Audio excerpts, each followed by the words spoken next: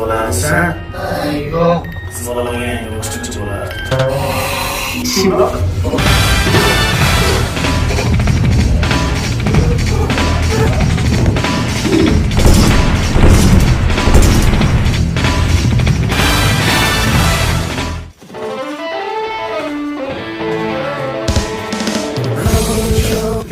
Xafa bo'lmaysan, senga xafa bo'lishni qildik. Aktyorimizdan qo'rqib ketmagan bo'lsang kerak. Uka, sen jinnimisan? Senga xafa bo'lishni qildik. Men aktyorning uydagilarga nima deyman? Uka, nima deyman? Xafa bo'lish yo'q deysiz.